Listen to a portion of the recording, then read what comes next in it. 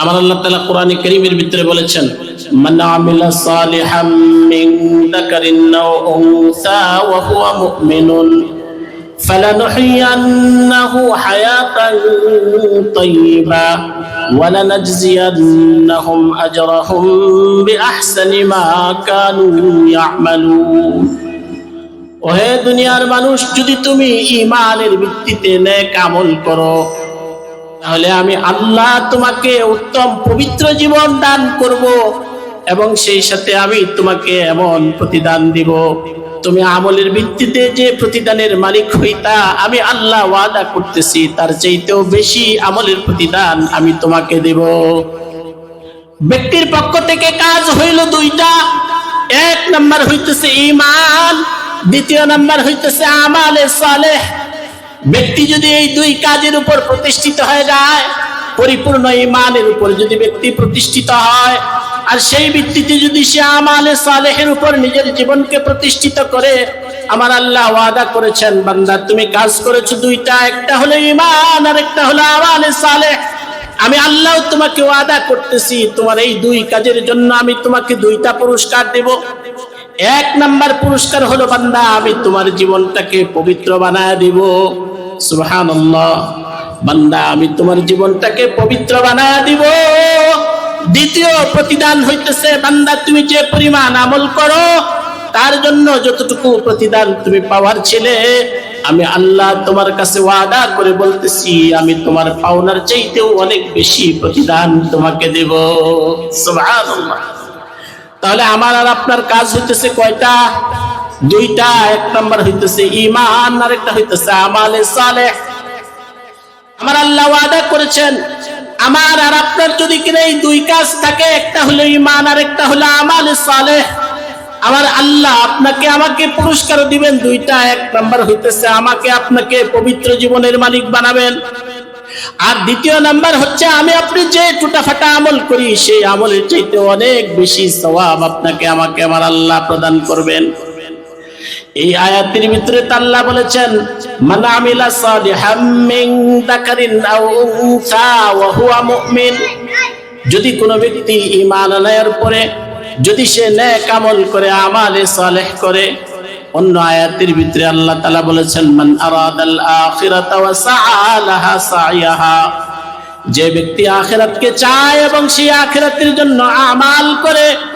এই দুই আয়াতের সম্মিলনে মুফাসসিরিনে কেরাম বলেছেন যে তুমি যদি আখিরাতে অত্যন্ত সম্মানিত হইতে চাও, আল্লাহর কাছে অনেক বেশি প্রতিদান পেতে চাও, দুনিয়াতে যদি তুমি সুন্দর পবিত্র জীবনের মালিক হইতে চাও, তোমার কাজ করতে হবে চারটা। এক নাম্বার কাজ হইতেছে তুমি পরিপূর্ণ মুমিন হবা।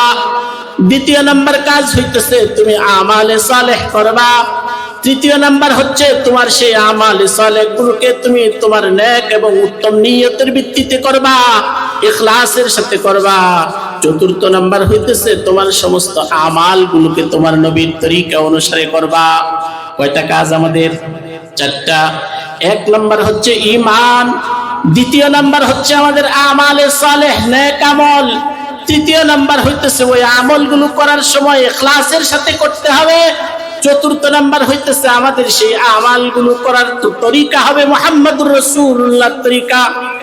এই চারটা জিনিসকে সামনে রেখে যখন আমরা আমল করব, তো আল্লাহর কাছে আমরাও ঠিক ওই সমস্ত মানুষদের মতো মর্যাদাবান মানুষের কাতারভুক্ত হব যে সমস্ত মানুষেরা দুনিয়াতে থাকতেই জান্নাতের সুসংবাদ পেয়েছেন, বা যে সমস্ত মানুষেরা নেক আমল এবং ঈমানের ভিত্তিতে দুনিয়াতে আল্লাহর আরশ থেকে আলোর ফোয়ারা পেয়েছেন। ঠিক না ঠিক? হযরত ইবনে আব্বাস রাদিয়াল্লাহু তাআলা আনহু বলেছেন, ওয়ালিল হাসানাত দিয়ান ফিল ওয়াজহি। হযরত ইবনে আব্বাস বলেছেন, হে দুনিয়ার মানুষ শুনো, যদি তুমি নেক আমল করো, তোমার নেক আমল যদি ঈমানের ভিত্তিতে হয়, ইখলাসের সাথে হয়, এবং তোমার নেক আমলগুলো যদি তোমার নবীর তরিকা অনুসারে হয়, আখিরাতে অসংখ্য পুরস্কার তো তুমি পাবাই। আখিরাতের পুরস্কার হচ্ছে মান আমানা ওয়া আমিলা সালিহা। যে ব্যক্তি ঈমান আনে আর আমালে সালেহ করে, আমার আল্লাহ বলেছেন তাকে আমি জান্নাতের এমন জান্নাতের ভিতরে প্রবেশ করাবো যে জান্নাতের নিচে দিয়ে বিভিন্ন রকম নহর প্রবাহিত হবে। জান্নাতের সেই নিয়ামত তো তুমি পাবাই, কিন্তু দুনিয়ার ভিতরে যদি তুমি এই 4 শর্ত রক্ষা করে সেটা যদি তুমি আমালে সালেহ করো, তাহলে এই আমালে সালেহের ভিত্তিতে তোমার আল্লাহ তোমার জীবনকে সুন্দর বানাবেন। কিভাবে জানো? দুনিয়াতে যদি তুমি নেক আমলগুলো এই 4 শর্ত রক্ষা করে চলো, তাহলে তোমার জন্য তোমার আল্লাহ প্রথম পুরস্কার দিবেন নেক আমলের। দুনিয়াতে নেক আমলের পুরস্কার কয়টা? 5টা। কয়টা নেক আমলের পুরস্কার? কয়টা? আমার সাথে কথা বলেন, নেক আমলের পুরস্কার কয়টা? 5টা। তো এই 5টা পুরস্কার পাওয়ার জন্য শর্ত হইতেছে 1 নম্বরে ঈমান থাকতে হবে। ঈমান ছাড়া নেক আমলের কোনো গ্রহণযোগ্যতা নাই। ঠিক না বেঠিক? একটা উদাহরণ দিলে বুঝবেন। এক লোক নামাজে খাড়াইছে, ওযু করেই খাড়াইছে, আল্লাহু আকবার বলে সে কি করছে? নামাজের নিয়ত বাঁধছে। বান্দার পরে ইমাম সাহেব কেরাত পড়তেছে, এমন সময় ওই ব্যক্তি আস্তে করে নিচের রাস্তা দিয়ে এসে একটু বাতাস ছেড়ে দিচ্ছে। কি করছে? একটু হাওয়া ছেড়ে দিচ্ছে আর কি, মানে ওযু ভাঙিয়া গেছে। এরপরে ওই লোক আর ওযু না কইরা সেই লোক ইমাম সাহেবের সাথে রুকু সেজদা সবকিছুই করছে। এখন আপনি বুঝে থাকলে আমাকে এই কথাটা বলেন, রুকু এবং সিজদার তো অনেক দাম, কিন্তু এই যে বেটা যে বাতাস ছেড়ে দিয়ে সেরা ওযু ভাঙিয়া সেরা এরপরে কি করছে? রুকু সেজদা করছে। এই বেটা রুকু সেজদার কত দাম আছে? কোনো দাম? রুকু তো করছে, সুবহান রাব্বিয়াল আযীম তাসবিহ করছে, সিজদাও করছে, সুবহান রাব্বিয়াল আলার তাসবিহ করছে, কিন্তু এই ব্যক্তির এই সিজদা, এই ব্যক্তির এই রুকুর কোনো দাম আছে? কেন দাম নাই? যেহেতু ব্যক্তির ওযু নাই। কথা বুঝছেন আমার? ঠিক তেমনি ভাবে আমালে সালেহের দ্বারা আখিরাতে পুরস্কৃত হইতে হইলে, আমালে সালেহের দ্বারা দুনিয়াতে আল্লাহর কাছ থেকে পুরস্কার পাইতে হইলে 1 নাম্বার শর্ত হইতেছে তার ঈমান। নামাজ সহিহ হওয়ার জন্য যেরকম ব্যক্তির ওযু থাকা জরুরি, ইবাদতের ভিতরে রুকু সেজদা আল্লাহর কাছে গ্রহণযোগ্য হওয়ার জন্য যেমন ব্যক্তির জন্য তার নামাজের জন্য ওযু হইতেছে জরুরি, ঠিক তেমনি ভাবে আমালে সালেহের দ্বারা দুনিয়া এবং আখিরাতে পুরস্কৃত হওয়ার জন্য শর্ত হইতেছে তার 1 নম্বর কি? ঈমান। ঈমান থাকলে সেই ব্যক্তির কাছে ইবাদতে আমালে সালেহাও গ্রহণযোগ্য হবে। ঈমান যদি থাকে তাহলে সেই ব্যক্তির ইখলাসও গ্রহণযোগ্য হবে। ঈমান যদি থাকে তাহলে সেই ব্যক্তির কাছে নবীর তরিকাও আল্লাহর কাছে গ্রহণযোগ্য হবে। আর যদি কোনো ব্যক্তির ঈমান নাই, তাহলে সেই ব্যক্তি নবীর তরিকা অনুসারে হাজারো ইবাদত করলেও সেই ইবাদতের আল্লাহর কাছে কোনো গুরুত্বই নাই। আছে? তাহলে সে পুরস্কৃত হবে কিভাবে? এই জন্য আমালে সালেহের ভিত্তিতে দুনিয়া এবং আখিরাতে পুরস্কৃত হইতে চাইলে তার জন্য শর্ত লাগবে কয়টা বলছি আমি? 5টা। 4টা শর্ত। 1 নাম্বার হইতেছে প্রথম ঈমান, দ্বিতীয় নাম্বার হইতেছে আমালে সালেহ, তৃতীয় নাম্বার হইতেছে ইখলাস, চতুর্থ নাম্বার হইতেছে ইবাদতের ক্ষেত্রে নবীর তরিকা। কথা বুঝছেন আমার? এই 4 শর্ত যদি ব্যক্তির ভিতরে পাওয়া যায়, এরপরে যদি কিনা সেই ব্যক্তি কি করে? আমালে সালেহ করে, তাহলে এই ব্যক্তির আমালে সালেহের দ্বারা আখিরাতেও সে উপকৃত হবে, দুনিয়াতেও সে কি করবে? উপকৃত হবে। আখিরাতে পুরস্কৃত কি হবে ওটার কথা আপনারা সবাই জানেন, ওইদিক যেতে চাচ্ছি না। হযরত ইবনে আব্বাস রাদিয়াল্লাহু তাআলা আনহুর একটা কওল দিয়ে আমি কথা শুরু করেছিলাম, ওইটার উপরে আমি কথা বলতে চাই। হযরত ইবনে আব্বাস রাদিয়াল্লাহু তাআলা আনহু বলেছেন, তুমি যদি কিনা এই শর্তগুলো রক্ষা করে আমালে সালেহ করো, তাহলে বান্দা তোমার জীবনে 5টা পুরস্কার পাইবে। কয়টা পুরস্কার? আমার দিকে একটু লক্ষ্য করেন আপনারা, যেহেতু নাম্বার দিয়ে দিয়ে কথা বলতেছি, নাম্বারটি মনে না রাখলে পরে আর কথার মজা লাগবে না। ঠিক আছে না? যদি এই 4 শর্ত রক্ষা করে ব্যক্তি আমালে সালেহ করে, তাহলে দুনিয়াতে আমালে সালেহের সে 5টা পুরস্কার পাবে। কয়টা পুরস্কার? 1 নাম্বার, قال ابن عباس رضي الله تعالى عنه وللحسنات ضياء في الوجه। হে দুনিয়ার মানুষ, তুমি যদি তোমার এই সমস্ত শর্তগুলো রক্ষা করে দুনিয়ার ভিতরে নেক আমল করো, তাহলে তোমার আল্লাহর পক্ষ থেকে তোমার জন্য ওয়াদা হচ্ছে দিয়াআন ফিল ওয়াজহে, তোমার আল্লাহ তোমার চেহারাটাকে সুন্দর বানায়া দিবেন। সুবহানাল্লাহ। আপনি যদি নামাজ পড়েন, নামাজের দ্বারা আমার আল্লাহর ওয়াদা হলো বান্দা তোমার চেহারাকে আমি নুরানি বানাবো। যদি আপনি রোজা রাখেন, রোজার দ্বারা শরীয়তের ওয়াদা হলো আপনাকে নুরানি বানায়া দেবে। যদি আপনি এই সব শর্ত রক্ষা করে যদি আপনি আল্লাহকে সন্তুষ্ট করার জন্য ইবাদত করেন, ইবনে আব্বাস রাদিয়াল্লাহু তাআলা আনহুর কওল হলো, বান্দা তোমাকে যে আল্লাহ বলেছেন দুনিয়াতে তোমাকে পবিত্র জীবন দিবেন, পবিত্র জীবনের প্রথম আলামত হইতেছে আল্লাহ তোমাকে তোমার চেহারাটাকে নূরানি বানায়া তোমাকে জান্নাতি মানুষের কাতারভুক্ত করবেন। সুবহানাল্লাহ। হযরত ইবনে আব্বাস রাদিয়াল্লাহু তাআলা আনহুর এই কথা থেকে আমরা ব্যাখ্যা স্বরূপ বলতে পারি, আমাদের উপমহাদেশে সুলতানুল আউলিয়া হযরত খাজা মুঈনুদ্দিন চিশতি রাহমাতুল্লাহি আলাইহির জীবনীর ভিতরে আছে, হযরত মুঈনুদ্দিন চিশতি যখন উপমহাদেশে এসেছেন, কোনো দাওয়াত ছাড়া, কোনো মানুষের প্রতি কোনো রকমের ওয়াজ নসিহত ছাড়া, হযরত মুঈনুদ্দিন চিশতি রাহমাতুল্লাহি আলাইহির নূরানী চেহারাটা দেখাই এই অঞ্চলের 90,000 হিন্দু ইসলাম গ্রহণ করেছিল। সুবহানাল্লাহ। ঠিক তেমনি ভাবে হাদিসের ভিতরেও এসেছে, সাহাবায়ে কেরামের অনেকেই কথা বলেছেন, ইয়া রাসূলুল্লাহ, ইসলাম গ্রহণ করার আগে আপনার চেহারায় পৃথিবীর সবচেয়ে নিকৃষ্ট এবং ঘৃণিত চেহারা ছিল, কিন্তু আপনার কাছে আসার পরে আপনার চেহারার নূরানিয়ত দেখে আমি যখন ইসলাম গ্রহণ করেছি, এরপরে পৃথিবীতে এই চেহারার চাইতে আর সুন্দর ও ভালোবাসার চেহারা আমার কাছে আর নাই। হযরত সুমামা ইবনে উসাল রাদিয়াল্লাহু তাআলা আনহু বলেন, ইয়া রাসূলুল্লাহ, ইয়া হাবিবাল্লাহ, ইসলাম গ্রহণ করার পরে পূর্বে এই দুনিয়ার ভিতরে সবচেয়ে ঘৃণিত চেহারা ছিল মুহাম্মদ ইবনে আব্দুল্লাহর চেহারা, কিন্তু যখন আপনার কাছে আয়েশা দীর্ঘ 3 দিন পর্যন্ত বন্দী থাকার পরে আপনার আখলাক আর আপনার আদর্শ দেখে ইসলাম গ্রহণ করলাম, ইয়া রাসূলুল্লাহ, এখন আমি নিশ্চিত করেই বলতে পারি আপনার এই নূরানী চেহারা আমি উস্তাদ সুমামা ইবনে উসালের কাছে পৃথিবীর সবচেয়ে উত্তম আর সবচেয়ে প্রিয় চেহারায় পরিণত হয়েছে। ওহে রাসূলুল্লাহ, আমি ইসলাম গ্রহণ করার পূর্বে আপনার দিন ছিল আমার কাছে পৃথিবীর সবচেয়ে নিকৃষ্টতম দিন, এই ধর্ম ছিল আমার কাছে সবচেয়ে ঘৃণিত ধর্ম, কিন্তু যখন আমি ইসলাম গ্রহণ করলাম, আপনার কাছ থেকে যখন ইসলামের আদর্শের কিছু কথা শুনলাম, যখন ইসলামের সুষমা আপনার ব্যক্তি জীবনের আমলের ভিতরে আমি দেখলাম, সাহাবায়ে কেরামের জীবনে যখন ইসলামের সুন্দর সুষমা দেখতে পেলাম, তখন আমার কাছে ইসলাম এমন সুন্দর দ্বীনে পরিণত হয়েছে যে এখন পৃথিবীতে ইসলামের চাইতে ভালোবাসার ধর্ম আমার কাছে আর নাই। সুবহানাল্লাহ। ঠিক তেমনি ভাবে আমি তুরস্কে গিয়েছিলাম, হযরত আবু আইয়ুব আনসারী রাদিয়াল্লাহু তাআলা আনহুর কবর ইস্তাম্বুলে আমি জিয়ারত করেছি। হযরত আবু আইয়ুব আনসারী রাদিয়াল্লাহু তাআলা আনহু সম্পর্কে বলা হয়, ইতিহাসের ভিতরে এই কথা আসছে যে রাসূল করিম সাল্লাল্লাহু আলাইহি সাল্লাম মদিনা শরীফে হিজরত করে গিয়ে প্রথম 14 দিন কুবার মহল্লায় হযরত রাসূল আকরাম আলাইহিস সালাম হযরত আবু আইয়ুব আনসারী রাদিয়াল্লাহু তাআলা আনহুর বাড়িতে মেহমান ছিলেন। ওই সম্মানিত সাহাবী তিনি কুস্তুনতুনিয়া বিজয়ের যুদ্ধে কি করেছেন, গিয়েছেন।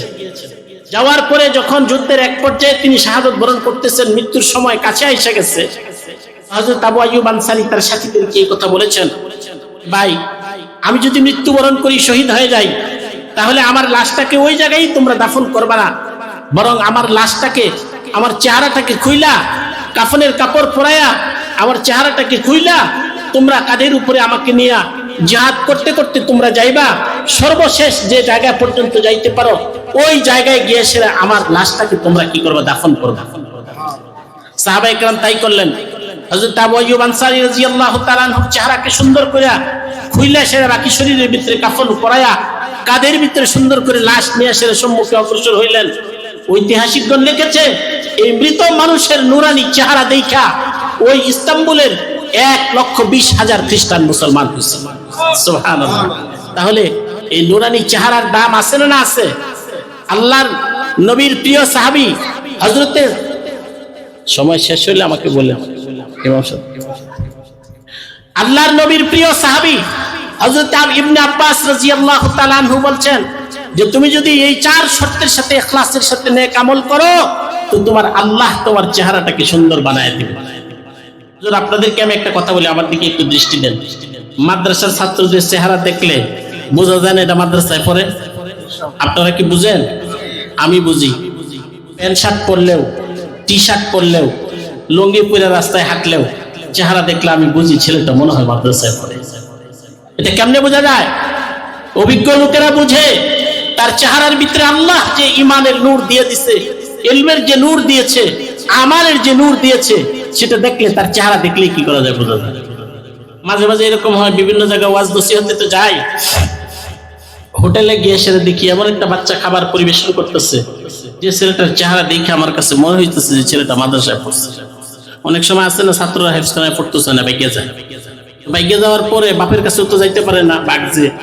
মাদ্রাসায় হুজুরের কাছেও আইতে পারে না, বাগজে। তাদের প্রথম সহজ চাকরির ঠিকানা হইতেছে একটা হোটেল, গিয়া মেসিয়ার। হোটেলে যখন মেসিয়ারগিরি করতে যায় তখন কি তার পায়জামা পাঞ্জাবি পরায় মেসিয়ারগিরি করতে দেয়? হয়তো হাফ প্যান্ট পরায় লায়, নাইলে একটা প্যান্ট শার্ট পরায় ফেলায়, পরায় এসে সে কি করে মেসিয়ারগিরি করে। তা আমি অনেক বাচ্চার চেহারা দেখে সে বলছি, তোমার চেহারার ভিতরে মাদ্রাসার ছাত্রের চেহারার ছাপ। তুমি কি মাদ্রাসায় পড়ছো? কাকু তিমিতে করে হুজুর 12 পারা 10 পারা মুখস্থ করছিলাম, পরে বাইকে এসে সে হোটেলে চাকরি দিচ্ছি। এরকম 2-4 জন ছাত্রকে আমি ওই জায়গার কর্তৃপক্ষের সাথে কথা বলে আইনা আমার মাদ্রাসায় আবার তাকে পড়ায় শেষ করে। তো চেহারা দেখলে কিন্তু বোঝা যায় যে এটা কি আল্লাহওয়ালা। তার চেহারার ভিতরে আল্লাহ তাআলা একটা নূর কি করে দিয়ে দেন। কালো হোক, মানুষ একেবারে কালো কৃষ্ণ হোক, তারপরেও তার চেহারার ভিতরে ঈমান এবং আমালের নূর কি করতে থাকে, চমকাইতে থাকে। হযরত বিলাল হাবশী রাদিয়াল্লাহু তাআলা আনহু কালো কৃষ্ণ কৃষ্ণাঙ্গ মানুষ ছিলেন, তার চাইতে কালো মানুষ দুনিয়াতে আর একটা খুব বেশি হয় না।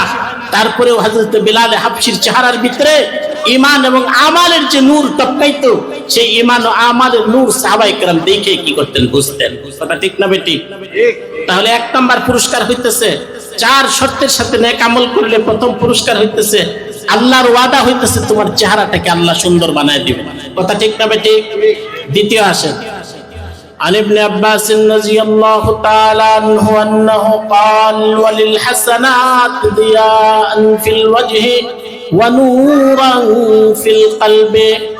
ওহে দুনিয়ার মানুষ, তুমি যদি ওই 4 শর্তের সাথে নেক আমল করো তাহলে তোমার আল্লাহর ওয়াদা হইতেছে আল্লাহ তোমার অন্তরটাকে আলোকিত বানায় দিবেন, তোমার অন্তরটাকে সুন্দর বানায় দিবেন।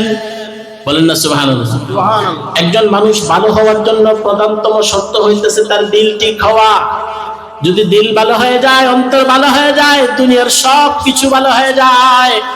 আমার আল্লাহর হাবিব বলেছেন, আলা ইন্না ফিল জাসাদি লামুদগা ফাইদা সালুহাত সালুহাল জাসাদু কুল্লুহু আলা ওয়াহিয়াল কলব ওয়া ইদা ফাসাদাত ফাসাদাল জাসাদু কুল্লুহু আলা ওয়াহিয়াল কলব। আল্লাহর হাবিব হাদিসের ভিতরে বলেছেন, হে দুনিয়ার মানুষ শোনো, তোমার শরীরের ভিতরে একটা গোশতের টুকরা আছে, যদি সেই গোশতের টুকরাটা ঠিক হয়ে যায় তাহলে তোমার জীবনের সব কিছু সুন্দর হয়ে যাবে, ঠিক হয়ে যাবে। আর যদি তোমার সেই গোশতের টুকরাটা যদি খারাপ হয়ে যায় তাহলে সেই গোশতের টুকরাটা খারাপ হইলে তোমার শরীরের সমস্ত অঙ্গ প্রত্যঙ্গগুলো খারাপ হয়ে যাবে। আল্লাহর হাবিব বলেছেন, হে দুনিয়ার মানুষ, তোমরা কি জানো সেই গোশতের টুকরাটা কি? সেই গোশতের টুকরাটার নাম হইতেছে তোমার অন্তর আর তোমার কল্প। এই জন্য মানুষের অন্তর আর কল্পটা যদি সুন্দর হয়, নিঃসন্দেহে সেই ব্যক্তি তার জীবনের সকল ক্ষেত্রে আলোকিত হয়ে যায়। আল্লাহর হাবিব হাদিসের ভিতরে ইরশাদ করেছেন, তোমার অন্তর ঠিক তো তোমার সব ঠিক।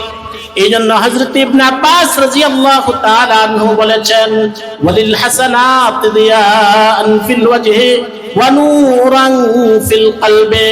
ওহে মানুষ, তুমি যদি দুনিয়াতে নেক আমল করো, অন্য হাদিসের ব্যাখ্যায় আমি বলেছি যে ওই নেক আমলটা যদি 4টা শর্তের সাথে হয় তাহলে আল্লাহ তার পক্ষ থেকে দুনিয়াতে তোমাকে পুরস্কার দিবেন যে তোমার চেহারাটাকে আল্লাহ সুন্দর বানায় দিবেন, এবং তোমার শরীরের সবচেয়ে বড় চালিকা শক্তি যে অন্তর আর কল্প, তোমার সেই কল্পটাকে আল্লাহ দ্বীনের জন্য পরিপূর্ণ নুরানি বানায় দিবেন। নুরানি কল্পের দরকার আছে না নাই? এখন ওয়াজের জাহাজ চলে আসছে আমার বড় ভাই। আমরা ডিঙ্গি নৌকা, আমি শুরুতেই বলছিলাম যে আমি হইতেছি ডিঙ্গি নৌকা, আর আমার বড় ভাই মঞ্জুরুল ইসলাম আফিন্দি হইতেছেন ওয়াজের জাহাজ। কাজে জাহাজ আইলে ডিঙ্গি নৌকা আর চলে না। 2টা কইলে আমার 3টা বাকি থাকলো। যদি আবার যুব সমাজ এরকম কোন আয়োজন করে